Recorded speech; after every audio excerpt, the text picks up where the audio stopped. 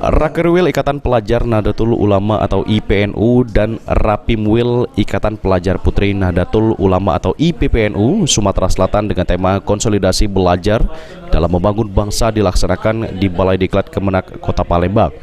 Dalam kegiatan ini dihadiri langsung pembina IPNU Sumatera Selatan yang juga Bupati Penukal Abab Lematang Ilir Heri Amalindo. Heri Amalindo mengatakan kedatangannya di sini untuk menghadiri Rakerwil dan hari lahir atau Harlah Ikatan Pelajar Nahdlatul Ulama atau IPNU ke-69. Harapannya ke depan agar IPNU Sumatera Selatan dan IPPNU bisa lebih baik lagi dan bisa menjawab semua tantangan. Selain itu diharapkan bisa bersinergi, jangan terpecah belah, mudah-mudahan yang berat bisa menjadi ringan. Ditambahkan Heri Amalindo, dirinya meminta kepada kader Ikatan Pelajar Nahdlatul Ulama atau IPNU dan Ikatan Pelajar Putri Nahdlatul Ulama atau IPPNU untuk kerja lebih baik lagi. Dan yang terpenting adalah menghormati orang tua, guru, dan pemerintah.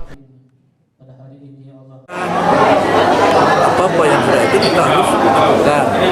Syariat Islam yang sudah ditentukan kita lakukan, kita jalankan. Terkhusus untuk pelajar-pelajar ini Pak, gimana Pak?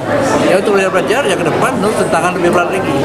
Cuma tantangan lebih berat ini kalau kita bersatu dengan kekuatan iman yang satu, insya Allah semua urusan itu jalani bersama-sama.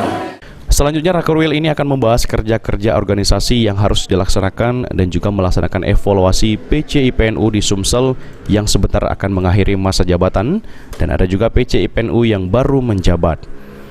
Aja Delia, PAL TV.